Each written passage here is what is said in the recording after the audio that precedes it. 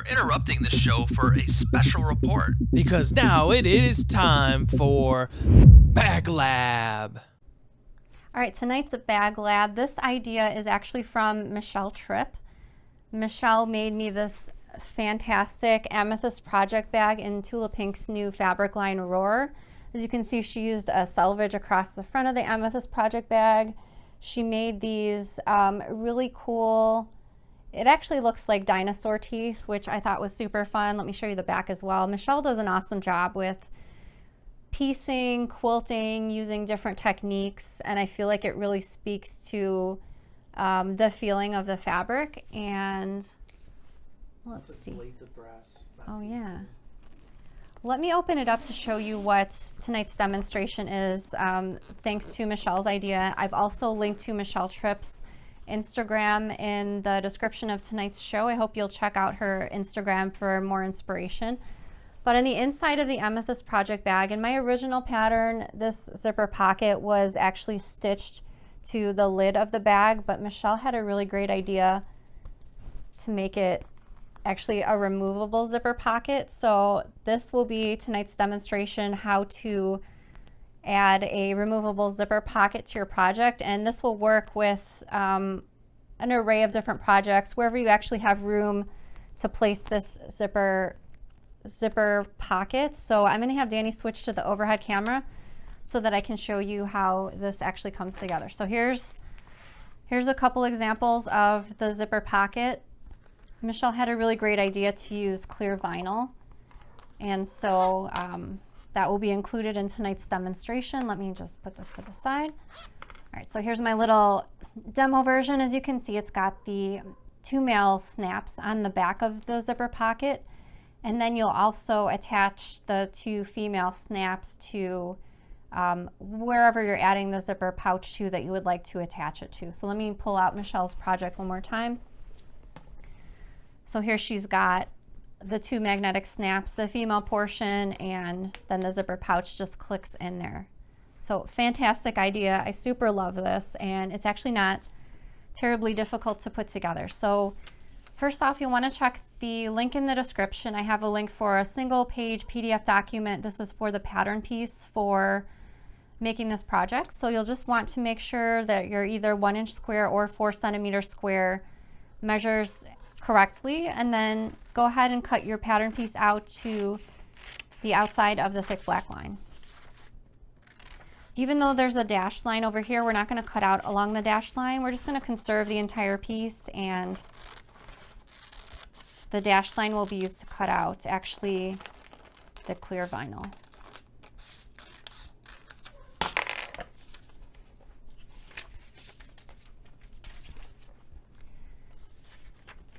Okay, so you'll use this piece to cut out all of the pieces listed here. I feel like it's pretty self-explanatory what needs to be cut out. You'll also need to cut out some additional pieces not using the pattern piece. And I also have information about the snap placement on the piece, just so you have all of that information in one place.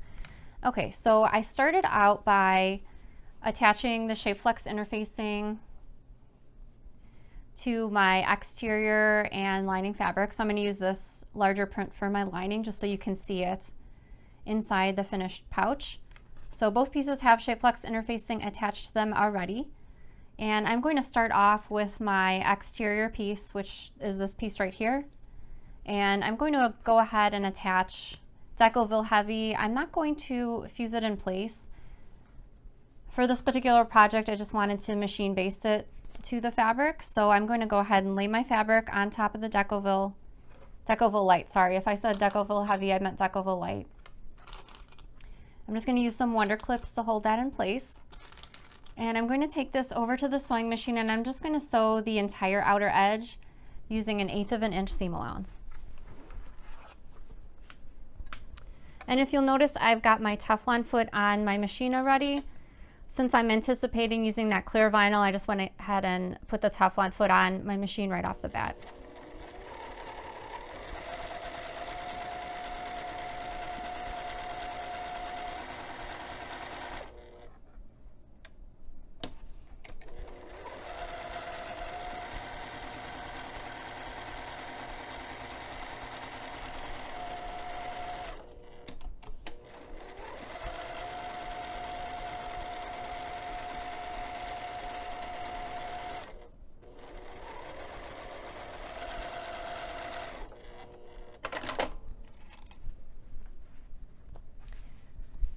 Okay, so next we're going to install the magnetic snaps, and like I mentioned previously, there's information on the pattern piece for placement of the magnetic snaps. So the magnetic snaps are going to be 3/4 of an inch down from the top edge and 2.5 inches to either side of center. So I'm going to use my paper pattern piece to find the center, and I'm going to mark top and bottom for the center. And then I'm going to take my ruler and I'm going to measure. I'm going to lay the ruler so that it's 3/4 of an inch down from the top edge of the fabric. I'm actually going to line the 6 on my ruler up with that center marking, and then I'm going to count 2.5 inches to the right of center, and then 2.5 inches to the left of center. Okay, so I'm going to use those markings to place the magnetic snap, and I'm actually going to use my rivet press. You can also use traditional magnetic snaps with the prongs, but lately I've just been obsessed with using my rivet press, so I figured I'd use that live on the show. So I'm going to first insert my hole punch dies on my rivet press,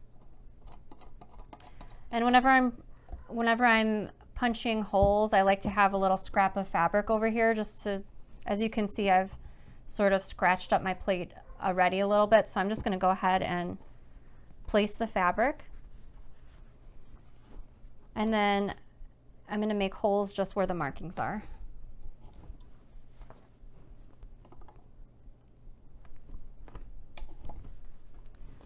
Okay, so I'm going to swap out this die really quick for the dies for inserting the magnetic snaps. And it's just got a piece down here, and there's a second piece over here. And I've linked in the description to my video on how I install magnetic snaps with my rivet press, just in case you'd like to see my full video in detail.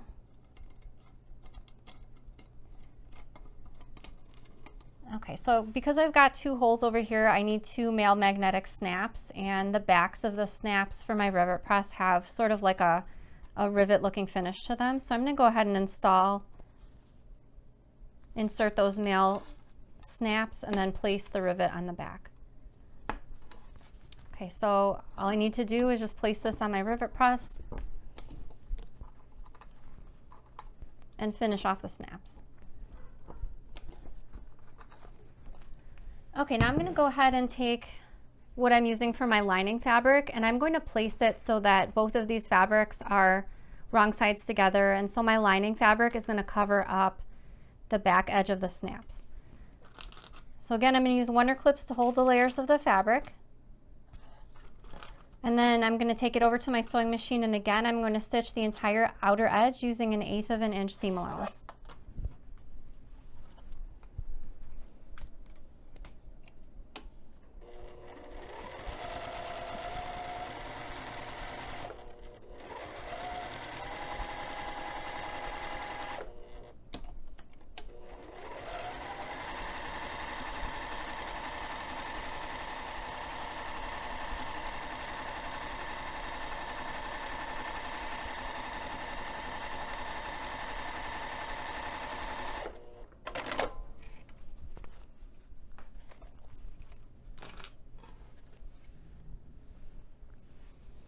Okay, so now I'm going to put this to the side for now, and we're going to start working with the clear vinyl.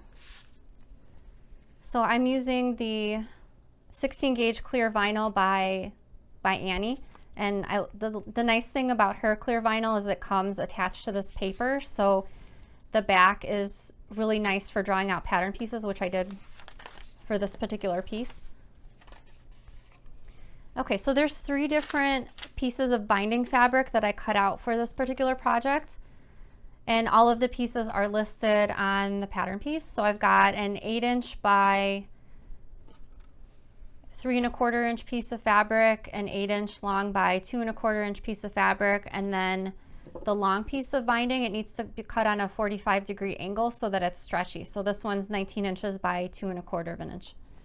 Okay, we're gonna start off with the 2¼ inch wide piece of binding. I'm going to just finger press it in half wrong sides together, and I'm going to attach it to the top edge of the clear vinyl and hold it in place with some wonder clips.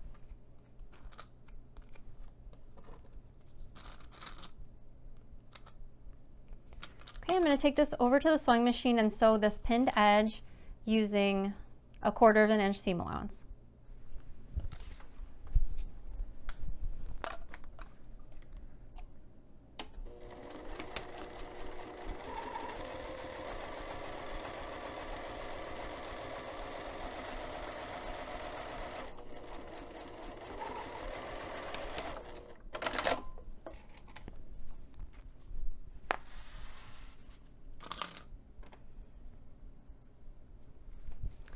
Okay, I'm gonna have Danny switch to the overhead camera.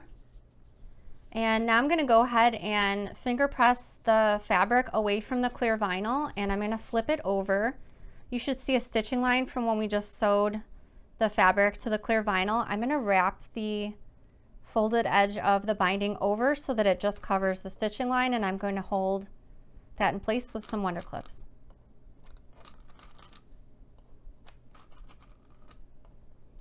Okay, again, I'm going to take this over to the sewing machine, and I'm going to be stitching just this lower edge of the binding, 1/8 of an inch away from the edge of the fabric, and I'm going to slightly increase my stitch length to 3 millimeters for this top stitching.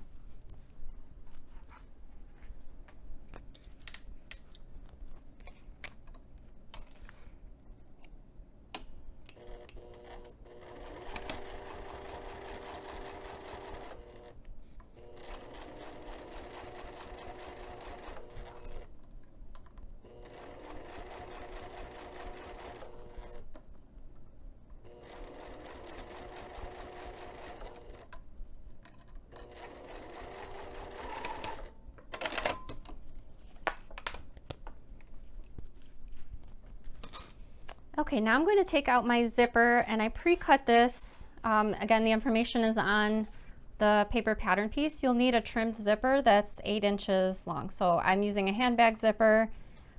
This is actually by Annie zipper. That's number 4.5. You can also use a number 5.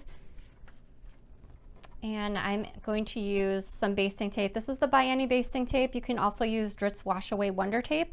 And I'm going to apply the tape just to the very lower edge of the zipper tape.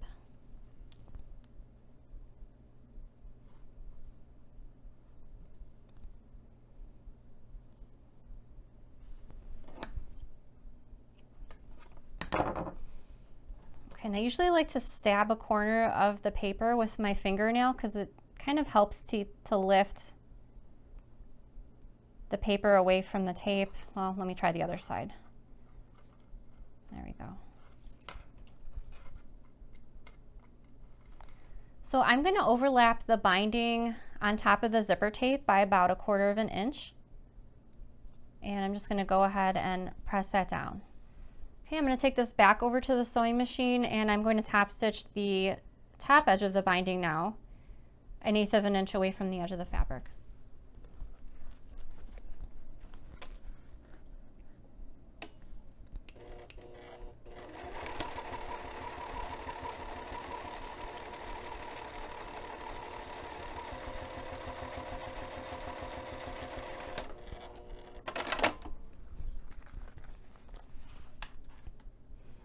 Okay, now it's time for the other 8-inch long piece of binding. This one's 3 1/4 of an inch wide. So again, I'm going to finger press it wrong sides together in half so that both of the long edges are aligned. And this time I'm going to pin it to the right side of the zipper.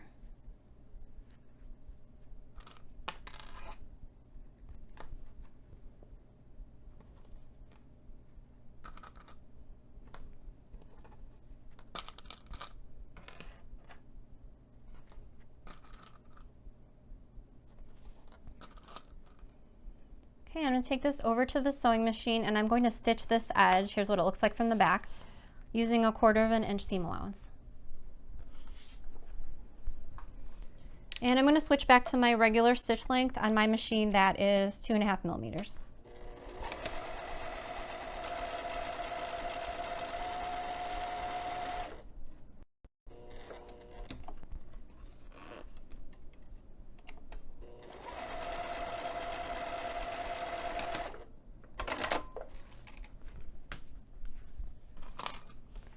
Okay, I'm going to finger press that fabric away from the zipper, and I'm going to take this over to the sewing machine, and I'm going to top stitch this lower edge of this binding piece, again 1/8 of an inch away from the edge of the fabric, and I'm going to slightly increase my stitch length to 3 millimeters for this top stitching.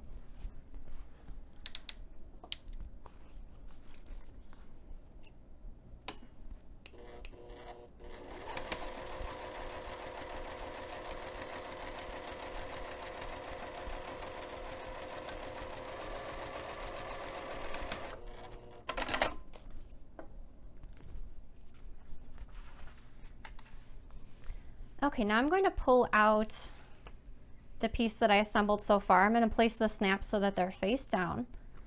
And I'm going to attach the clear vinyl so that the side and bottom edges are aligned. I'm going to use some wonder clips to hold this in place. And I'm going to take this over to the sewing machine, and I'm going to start stitching just across the zipper tape, sew the sides and the bottom, and I'll stop sewing through the zipper tape. I'm not going to continue sewing through the top edge just yet.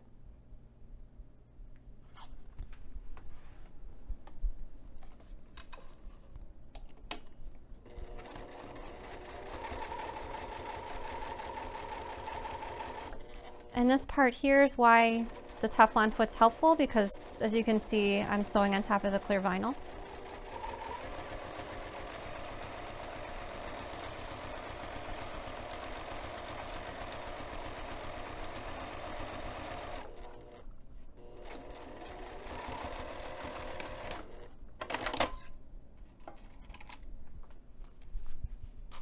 Okay, and I see I have a little bit of overhang of the clear vinyl, so I'm going to trim that even with the fabric, just because I already know that will be in my way later on.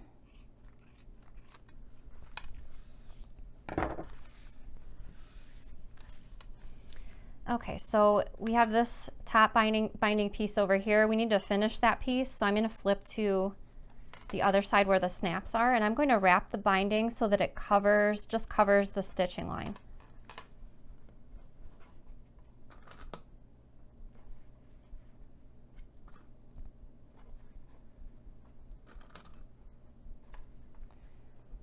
Okay, you might prefer to use a zipper foot here. I'm just going to go ahead and use my regular foot, but just because the snaps are so close, depending on the feet that you have for your machine, just take a look first, and if you need to swap out to your zipper foot, you can. But I'm going to sew the lower edge of the binding 1/8 of an inch away from the edge of the fabric.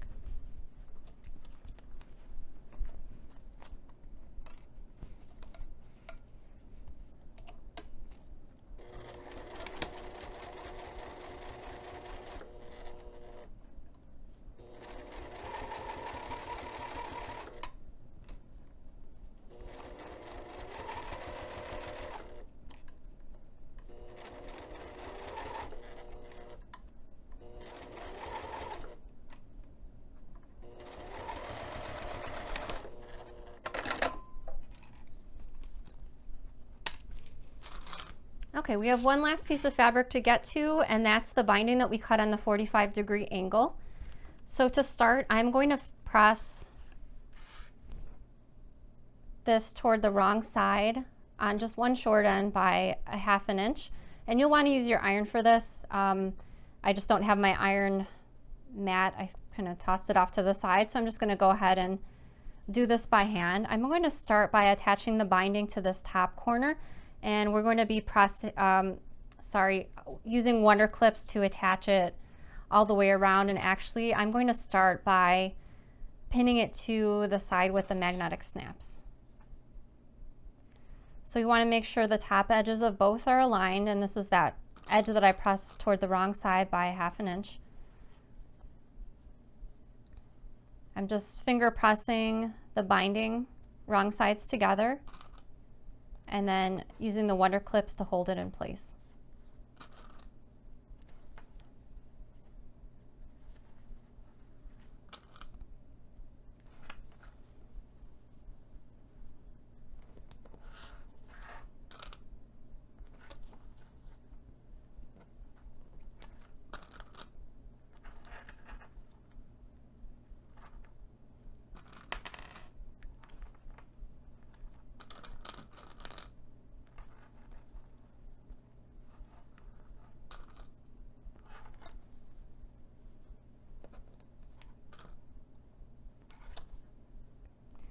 And when you start approaching the opposite corner, whatever excess you have that comes off the edge of the fabric, just go ahead and press that toward the wrong side.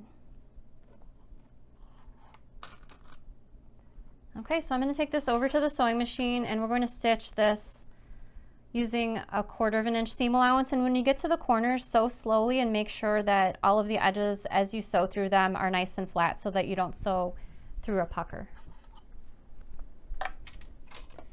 And I'm using my regular stitch length for this.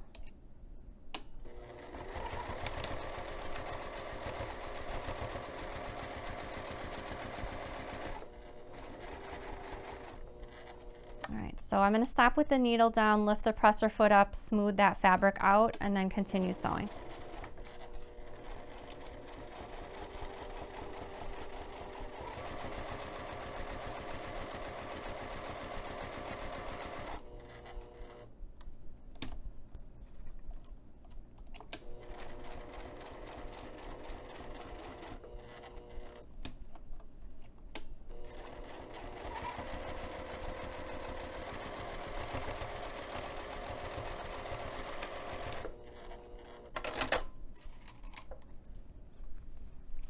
Okay, so now we have one last thing to sew. We need to just finish the binding. So to do that, I'm going to flip this project over and I'm just going to wrap the binding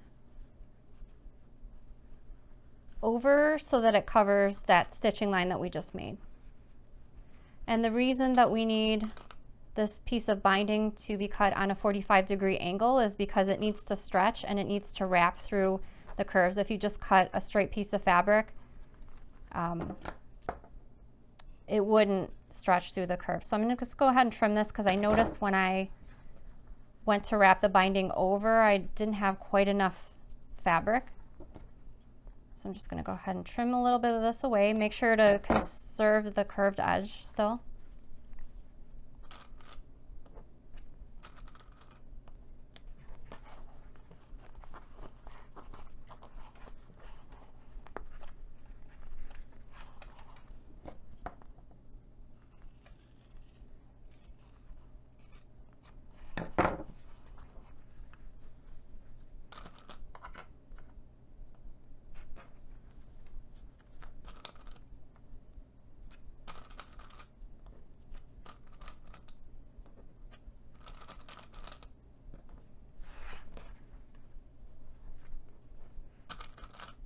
Okay, and I'm going to take this over to the sewing machine and sew the pinned edge 1/8 of an inch away from the edge of the fabric, and I'm going to lengthen my stitch length for this top stitching.